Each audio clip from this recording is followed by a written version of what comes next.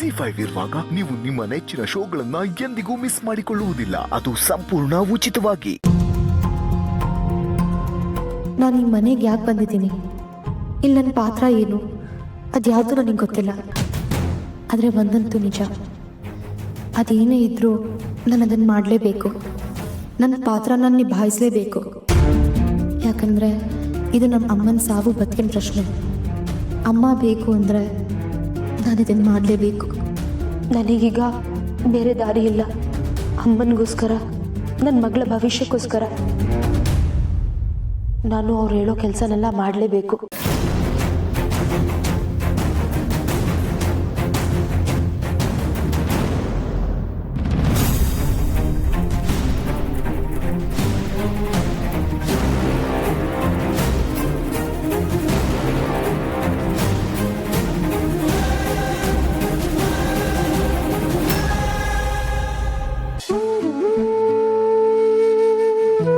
ಚಿನ್ನ, ಸ್ಟ್ರಾಂಗ್ ಒಂದು ಕಾಫಿ ಕೊಡಮ್ಮ. ಪರ್ಣ ಯಾಕೆ ಹಿಂಗೆ ಸೈಲೆಂಟಾಗಿ ಕೂತಿದ್ದಾಳೆ? Something is wrong.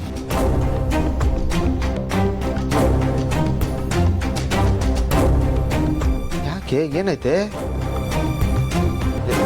ಅಲ್ವೇ ಯಾವಾಗಲೂ ಫ್ಲಡ್ ಲೈಟ್ ಥರ ಉರಿತಾ ಇದ್ದೆ, ಈಗ ಉರಿಲೋ ಬೇಡವಾ ಅಂತ ಒಳ್ಳೆ ಝೀರೋ ಕ್ಯಾಂಡಲ್ ಆಗ್ಬಿಟ್ಟಿದೆಯಲ್ಲೇ. ಹಾ, ಇದಕ್ಕೆ ಕಾರಣ ಏನು ಅಂತ ತಿಳ್ಕೊಬೋದಾ?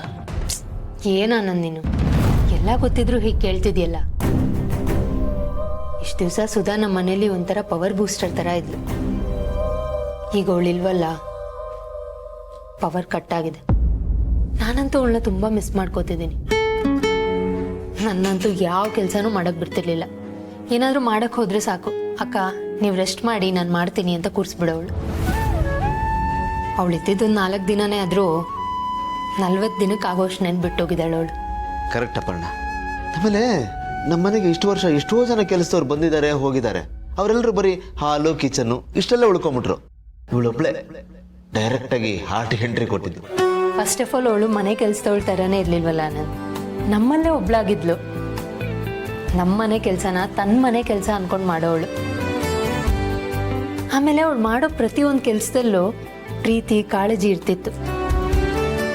ಅವಳು ಯಾವತ್ತೂ ಸಂಬಳಕ್ಕೋಸ್ಕರ ಕೆಲಸ ಮಾಡಿದವಳಲ್ಲ, ಸಂಬಂಧಕ್ಕೋಸ್ಕರ ಕೆಲಸ ಮಾಡ್ತಿದ್ಲು.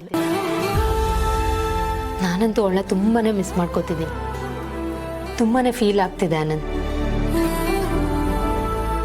ಅಟ್ಲೀಸ್ಟ್ ದಿನಕ್ಕೊಂದ್ಸಲ ಬಂದು ಅವಳು ಮುಖ ತೋರಿಸಿ ಹೋಗಿದ್ರೆ ಎಷ್ಟು ಚೆನ್ನಾಗಿರ್ತಿತ್ತು. ಅವಳು ಪ್ರತಿ ದಿವಸ ಮಾಡ್ಕೊಡ್ತಿಲ್ಲಲ್ಲ ಸ್ಟ್ರಾಂಗ್ ಕಾಫಿ, ನಿಜವಾಗ್ಲೂ ಅದು ಟಾನಿಕ್ ಥರನೇ ಕೆಲಸ ಮಾಡ್ತಾ ಇತ್ತು. ಅದನ್ನು ತುಂಬ ಮಿಸ್ ಮಾಡ್ಕೋತಾ ಇದ್ದೀನಿ ನಾನು. ಆಮೇಲೆ ಕಾಫಿ, ಟಿಫನ್ನು, ಊಟ, ಅವಳ ಕೈ ರುಚಿನೇ ಅದ್ಭುತ. ಆಮೇಲೆ ಆಫೀಸ್ಗೆ ಹೋಗೋವಾಗ ಡಬ್ಬಿ ಕೊಡ್ತಿದ್ಲಲ್ಲ, ಅದ್ರಲ್ಲಿ ಬರೀ ಊಟ ಇರ್ತಿರ್ಲಿಲ್ಲ, ಅದ್ರಲ್ಲಿ ತುಂಬ ಪ್ರೀತಿ ತುಂಬಿರ್ತಾನೆ. ಏನು ಮಾಡೋಕ್ಕಾಗಲ್ಲ, 1-2 ದಿವಸ ಹಾಗನ್ಸುತ್ತೆ.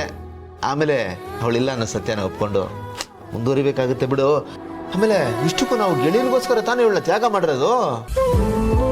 ಇವಳು ಹೋದ್ಮೇಲೆ ಅತ್ತಿಗೆ ಜವಾಬ್ದಾರಿನೆಲ್ಲ ಇವಳಿಗೆ ವಹಿಸಿ ಗೆಳೆಯ ಆರಾಮಾಗಿರ್ತಾನೆ. ಅವನು ನೆಮ್ಮದಿಯಾಗಿದ್ರೆ ತಾನೆ ನಾವು ನೆಮ್ಮದಿಯಾಗಿರೋದು. ಅವನು ಖುಷಿಯಾಗಿದ್ರೆ ನಮಗೂ ಖುಷಿನೇ. ಎಷ್ಟೇ ಆಗಲಿ ಅವ್ನು ನಮ್ಗೆ ಅನ್ನದಾತ ಅಲ್ವಾ. ಅವನು ಚೆನ್ನಾಗಿದ್ರೆ ನಮ್ಮ ಥರ 100 ಕುಟುಂಬಗಳು ಚೆನ್ನಾಗಿರ್ತವೆ, ಬದುಕು ಕಟ್ಕೋತಾರೆ. ಆಮೇಲೆ ಇನ್ನೊಂದು ವಿಷಯ ಗೊತ್ತಾ ನಿನಗೆ? ಗೆಳೆಯನಿಗೂ ಸುಧನ್ಗೂ ಮುಂಚೆನೆ ಪರಿಚಯ ಇತ್ತಂತೆ. ಹೌದಾ? ಹೇಗ್ ಪರಿಚಯ ಅಂತೆ? ಅಯ್ಯೋ ಅದೊಂದು ದೊಡ್ಡ ಕತೆ. ಈಗ ಟೈಮ್ ಇಲ್ಲ ಅದನ್ನ ಹೇಳಕ್ಕೆ, ಇನ್ನೊಂದು ಸರ್ತಿ ಹೇಳ್ತೀನಿ ಬಿಡು. ಆಮೇಲೆ ಇವಳಲ್ಲಿ ಹೋದ್ಮೇಲೆ ಆ ಮನೆ ವಾತಾವರಣನೇ ಬದಲಾಗಿದೆ ಕಣೆ. ಅಷ್ಟು ಸಾಕು ಬಿಡು ಆನಂದ್. ನಮ್ಮ ಭೂಮಿಕಾನು ಬೇಗ ರಿಕವರಿ ಆಗ್ಬಿಟ್ರೆ ನಮ್ಮ ಸುಧಾನಲ್ಲಿ ಕಳ್ಸಿದ್ದಕ್ಕೂ ಸಾರ್ಥಕ ಆಗುತ್ತೆ. ಖಂಡಿತ ಹಾಗೆ ಆಗುತ್ತೆ ನೋಡು. ಇವಳಲ್ಲಿ ಹೋದ್ಮೇಲೆ ಆ ಥರ ಕಮಾಲ್ ಮಾಡ್ಬಿಡ್ತಾಳೆ. ಇಲ್ಲಿ ಹೆಂಗೆ ಸೂಪರ್ ಹಿಟ್ ಆದ್ಲೋ ಅಲ್ಲೂ ಸೂಪರ್ ಹಿಟ್ ಆಗ್ತಾಳೆ. ಸೂಪರ್ ಹಿಟ್ಟ? ಏನ್ ಹೇಳ್ತಿದ್ಯಾ ಆನಂದ್? ಅಂದ್ರೆ ಅಲ್ಲೂ ಎಲ್ರಿಗೂ ಇಷ್ಟ ಆಗ್ತಾಳೆ ಅಂತ. ಹಾಗಿದ್ರೆ ಬರೀ ಸೂಪರ್ ಹಿಟ್ ಅಲ್ಲ, ಸೂಪರ್ ಡೂಪರ್ ಹಿಟ್ ಆಗ್ಬಿಡ್ತಾಳೆ. ಕರೆಕ್ಟ್. ಚಿನ್ನ, ನನ್ ಕೆಲಸ ಇದೆ, ಸ್ಟ್ರಾಂಗ್ ಕಾಫಿ ಮಾಡ್ಕೊಂಡ್ಬಿಡೆ. ಆನಂದ್, ಸುಧಾ ತರ ಮಾಡಕ್ ಬರಲ್ಲ, ಅಪರ್ಣ ತರ ಮಾಡ್ತೀನಿ. ಓಕೆ.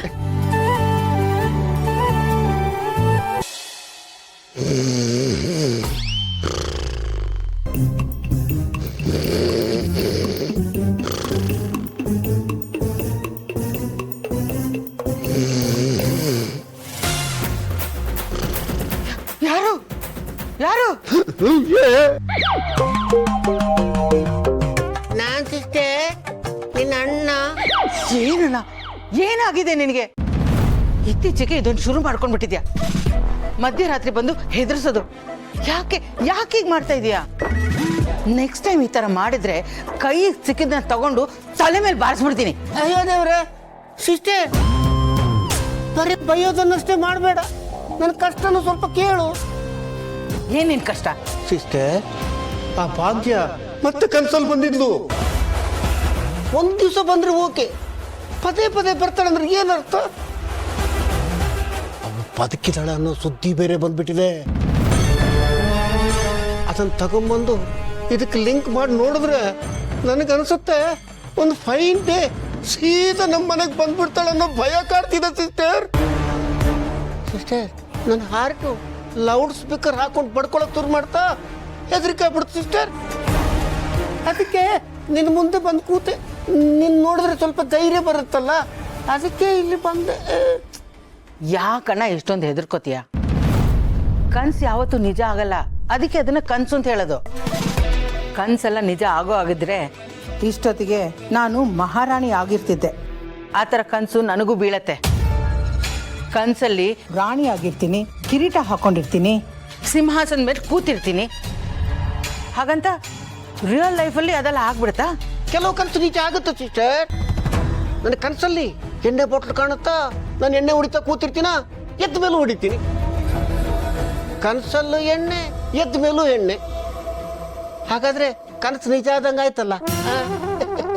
ಅದನ್ನ ಕನಸು ಅಂತ ಅನ್ನಲ್ಲ, ಚಟ್ಟ ಅಂತಾರೆ. 24 ಗಂಟೆ ಎಣ್ಣೆ ಗುಗ್ಗಲ್ ಇರ್ತೀಯಲ್ಲಣ್ಣ, ಅದಕ್ಕೆ ಕನ್ಸಲ್ ಬರೋದು. ಸುಮ್ಮನೆ ಏನೇನೋ ನಾನ್ಸೆನ್ಸ್ ಮಾತಾಡಬೇಡ. ಹೋಗ್ಲಿ ಬಿಡಿ ಸಿಸ್ಟರ್, ಎಣ್ಣೆ ಎಕ್ಸಾಂಪಲ್ ಕ್ಯಾನ್ಸಲ್. ಈಗ ನನ್ನ ಮಾತು ಕೇಳು, ಆ ಭಾಗ್ಯ ಕನಸಲ್ಲಿ ಬಂದಿದ್ದಾಳೆ ಅಂತ ಹೇಳಿದ್ನಲ್ಲ ಅಣ್ಣ. ಅಯ್ಯೋ, ನನ್ನ ಮಾತು ಪೂರ್ತಿ ಕೇಳು ಸಿಸ್ಟರ್. ಆ ಭಾಗ್ಯ ಕನಸಲ್ಲಿ ಬಂದಿದ್ರು ಅಂತ ಹೇಳಿದ್ನಲ್ಲ, ಆ ಕತೆ ಫಾಸ್ಟ್ ಫಾರ್ವರ್ಡ್ ಆಗಿ ಮುಂದಕ್ಕೆ ಹೋಗಿ ಅವಳು ಇಲ್ಲಿಗೆ ಬಂದು ನಮ್ಮನ್ನ ಮನೆಯಿಂದ ಆಚೆ ಹಾಕದಂಗೆ ಕನಸು ಬಿತ್ತು ಸಿಸ್ಟರ್. ಅಷ್ಟೇ ಅಲ್ಲ ಸಿಸ್ಟರ್, ನಮ್ಮ ಬಂಡವಾಳೆಲ್ಲ ಗೌತಮ್ ಗೊತ್ತಾಗಿ ಅವಳು ನಮ್ಮ ಹತ್ರ ಕರೆದು ತುಪ್ಪಕ್ಕೆ ಮುಖ ಕುಗುದಂಗೆ ಕನಸು ಬಿತ್ತು ಸಿಸ್ಟರ್. ಈಗ ಹೇಳು, ಭಯ ಆಗತ್ತಾ ಇಲ್ವಾ? ಯಾಕಣ್ಣ ಮಧ್ಯರಾತ್ರಿ ಬಂದು ನನ್ನ ಜೀವ ತಿಂತಾ ಇದೆಯಾ? ಅಂಥದ್ದೇನೂ ಆಗಲ್ಲ. ಇಲ್ಲದೆ ಇರೋದನ್ನೆಲ್ಲ ಯೋಚನೆ ಮಾಡಿ ನಿನ್ನ ತಲೆ ಕೆಡಿಸ್ಕೊಳ್ಳೋದಲ್ದೆ ನನ್ನ ತಲೆನೂ ಕೆಡಿಸ್ತಾ ಇದೆಯಲ್ಲ. ನೀನೇ ಸ್ವಲ್ಪ ಯೋಚನೆ ಮಾಡು. ಅವಳು ಹೇಗಣ್ಣ ಇಲ್ಲಿಗೆ ಬರಕ್ ಸಾಧ್ಯ? ಅದಷ್ಟು ಸುಲಭನಾ? ಅದೇ ಸುಲಭ ಅಂತಲ್ಲ, ಆದ್ರೆ ಅಸಾಧ್ಯ ಅಂತ ಅಲ್ವಲ್ಲ ಸಿಸ್ಟರ್. ಅವಳು ಬದುಕಿದಾಳೆ ಅಂದ್ರೆ ಒಂದಲ್ಲ ಒಂದು ದಿನ ಈ ಮನೆಗೆ ಬಂದೇ ಬರ್ತಾಳೆ ಸಿಸ್ಟರ್, ಅದು ಖಂಡಿತ ಅಲ್ವಾ? ಆದ್ರೆ ಬರೋದಿಕ್ಕೆ ನಾನು ಬಿಟ್ರೆ ತಾನೆ. ಅದನ್ನ ಮೀರಿ ಅವಳು ಬರ್ತಾಳೆ ಅಂತಂದ್ರೆ ಏನ್ ಮಾಡ್ಬೇಕು ಅಂತ ನನಗೆ ಚೆನ್ನಾಗಿ ಗೊತ್ತು. ZEE5 ಆಪ್ ಡೌನ್ಲೋಡ್ ಮಾಡಿ ಎಲ್ಲಾ ಸಂಚಿಕೆಗಳನ್ನು ಸಂಪೂರ್ಣ ಉಚಿತವಾಗಿ ನೋಡಿ.